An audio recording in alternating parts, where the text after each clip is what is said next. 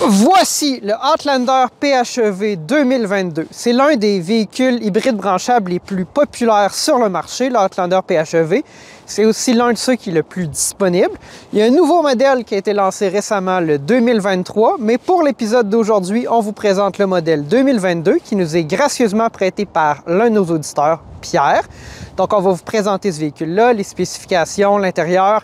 Ensuite, on va l'amener sur la route et on va vous présenter nos conclusions sur le Outlander PHEV. Si vous aussi, vous aimeriez voir votre véhicule électrique ou hybride branchable présenté sur la chaîne Plus de Millage, ou si vous avez un véhicule intéressant à présenter, vous pouvez toujours nous écrire au plusdemillage@gmail.com.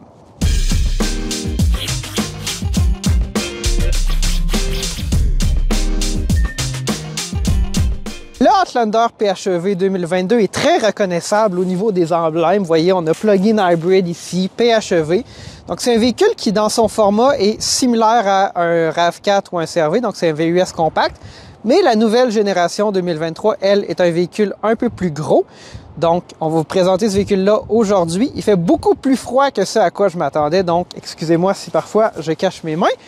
Donc, c'est le véhicule qu'on va vous présenter. Au niveau de la motorisation, dans le Outlander PHEV, on a un système hybride branchable avec une puissance combinée de 221 chevaux, 13,8 kWh de capacité de la batterie. Donc, c'est dans les plus petites batteries qu'on voit pour un véhicule hybride branchable, un VUS hybride branchable. Cependant, la nouvelle génération a une batterie de 20 kWh. Ça donne environ 50 km d'autonomie électrique en été. Pierre, le propriétaire du véhicule, nous dit qu'il fait environ 50 km l'été, puis un peu moins, c'est environ 30 km l'hiver. Puis sa consommation d'essence moyenne est de 7 à 8 litres au 100.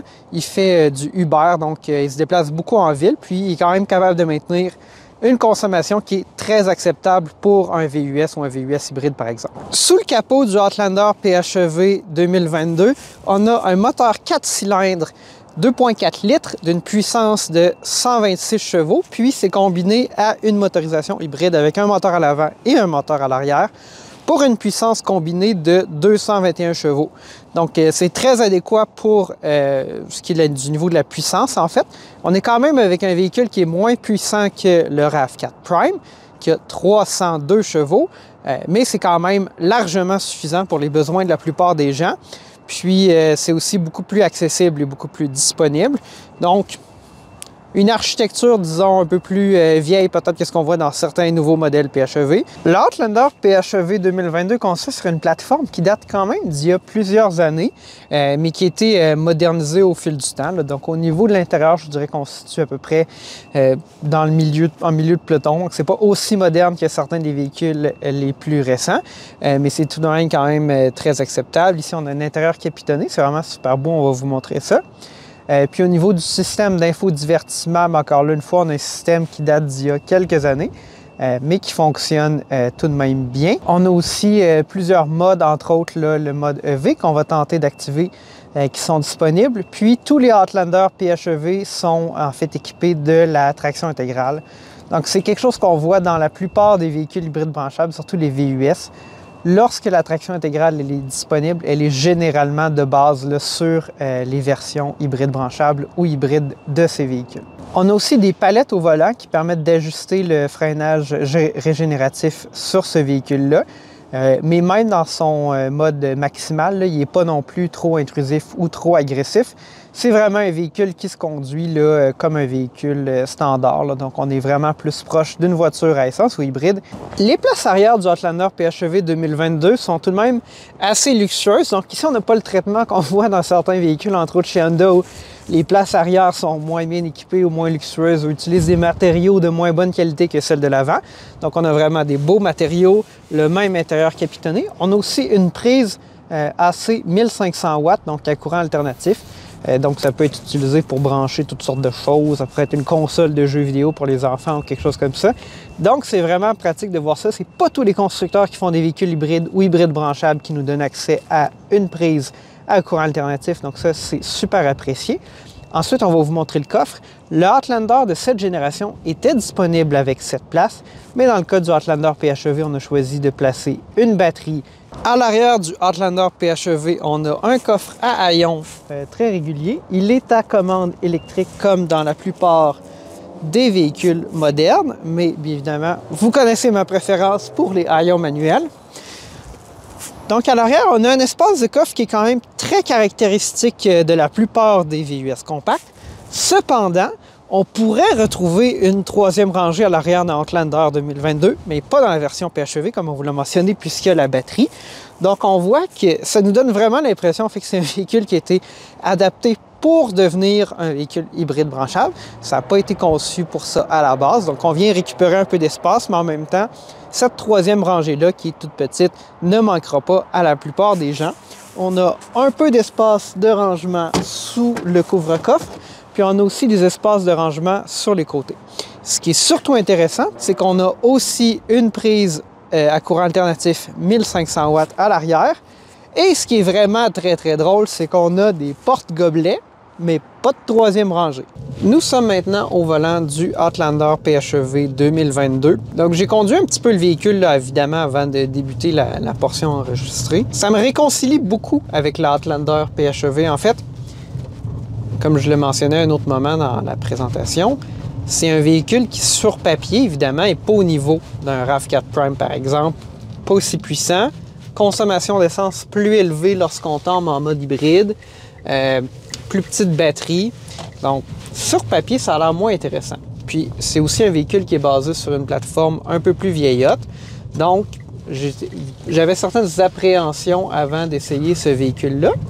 Mais maintenant que je suis au volant, que j'ai pu voir le véhicule, je dois dire que je suis quand même agréablement surpris. Donc, c'est un véhicule qui se conduit très facilement. C'est vraiment plus proche d'un hybride que d'un véhicule purement électrique. On a un mode Save Charge, donc c'est possible de maintenir la charge de la batterie alors qu'on roule pour l'utiliser plus tard en mode purement électrique ou si on voulait par exemple brancher des équipements dans les prises à courant alternatif. La puissance de 221 chevaux est adéquate. Cependant, lorsqu'on appuie sur l'accélérateur à fond, il y a quand même un certain délai avant que le moteur à essence s'active. Bon, c'est le propre des véhicules hybrides branchables, mais ce n'est pas l'instantanéité de la puissance et du couple qu'on connaît des véhicules électriques en général. Donc, il y a ça qu'il faut tenir en compte. Cependant, c'est adéquat. J'ai pu rouler quand même beaucoup aujourd'hui, puis j'ai maintenu la capacité de charge de la batterie. Évidemment, ce n'est pas un véhicule qui a beaucoup d'autonomie, mais on a quand même une autonomie plus décente que dans une Chrysler Pacifica PHEV, par exemple. Ce véhicule-là a un mode EV. Aujourd'hui, j'ai pu rouler en mode électrique, quoique je n'ai pas pu à chaque moment où je le voulais là, forcer le mode EV. Donc, on a différents modes de conduite, mais ça va dépendre des conditions. Ce n'est pas un véhicule qu'on va être capable de forcer dans tous les cas en mode EV, surtout lorsque la température à l'extérieur est froide. Au niveau du freinage régénératif, il est très peu intrusif, donc beaucoup moins intrusif que dans certains autres véhicules hybrides branchables ou que dans la plupart des véhicules électriques lorsqu'on est en mode One Pedal Driving ou en mode conduite à simple pédale. Mais en général, c'est bien. La conduite est très douce. L'âge peut-être de la plateforme paraît pas trop si on compare. Bon, mon comparatif, c'est toujours mon RAV4 2013. C'est beaucoup plus civilisé comme comportement, mais en même temps, le RAV4, c'est pas non plus une référence.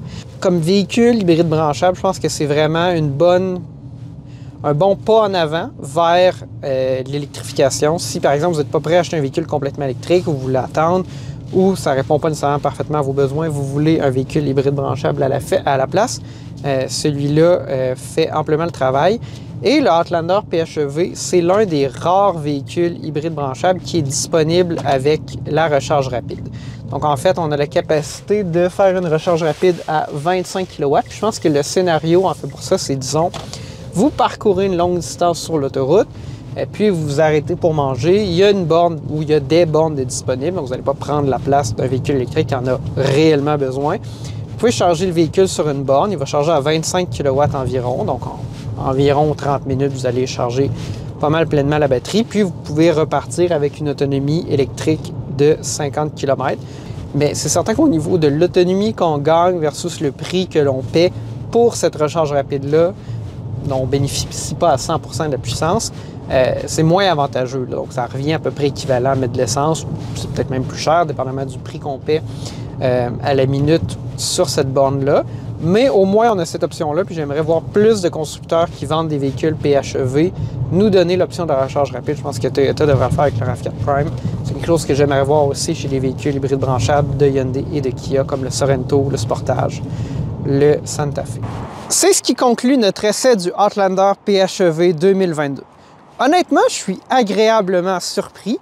J'avais un peu des préjugés envers le Outlander PHEV parce que quand on regardait les spécifications et qu'on les compare à un modèle comme le RAV4 Prime, bien évidemment, ce n'est pas un véhicule qui se compare avantageusement au niveau des spécifications. Moins puissant, moins économique lorsqu'on tombe en mode hybride. Mais la réalité, c'est que l'Outlander PHEV, c'est un modèle qui était beaucoup plus disponible que le RAV4 Prime. Les gens qui ont des Outlander PHEV les apprécient. Si on se tient sur les groupes Facebook, comme celui sur lequel j'ai pu entrer en contact avec Pierre pour qu'il nous fournisse ce véhicule-là aujourd'hui, les gens apprécient leur Outlander. Ceux qui en ont veulent le nouveau modèle aussi. L'épisode d'aujourd'hui m'a un peu réconcilié avec ce modèle-là. La réalité, c'est qu'il répond aux besoins de la plupart des gens dans la plupart des cas. Et il est très disponible.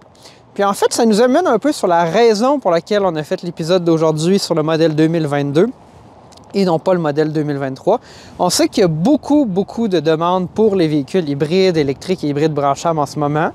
Très peu de disponibilité. Mais il y a beaucoup de Outlander PHEV 2018 à 2022 qui sont entrés sur le marché au courant de ces 5 années-là, qui sont disponibles, qui peuvent être achetés. Dans certains cas, on peut avoir un modèle 2018 aux environs de 25 à 30 000 $ disponible immédiatement. Puis la question, c'est de se demander, est-ce que c'est un choix intéressant? Est-ce que pour, disons, 10 000 $ de moins qu'un modèle plus récent, mais qui ne serait même pas électrique ou hybride branchable, est-ce que ça vaut la peine d'aller vers un modèle comme celui-ci? Bien, je pense que oui, honnêtement. Pour la plupart des gens, ça va vous permettre de faire vos déplacements quotidiens. L'aller-retour au travail, par exemple, en mode électrique. L'hiver ou lorsque vous tombez en mode hybride, vous avez une consommation qui est quand même très raisonnable. Ça m'a un peu réconcilié avec ce modèle-là. Je suis très content d'avoir pu l'essayer dans l'épisode d'aujourd'hui de plus de millage. Évidemment, on aimerait faire l'essai d'un modèle 2023. Donc, si vous avez un Outlander PHEV 2023 et que vous aimeriez le voir être présenté dans un prochain épisode de plus de millage, écrivez-nous à plusdemillage@gmail.com et on se dit à la prochaine!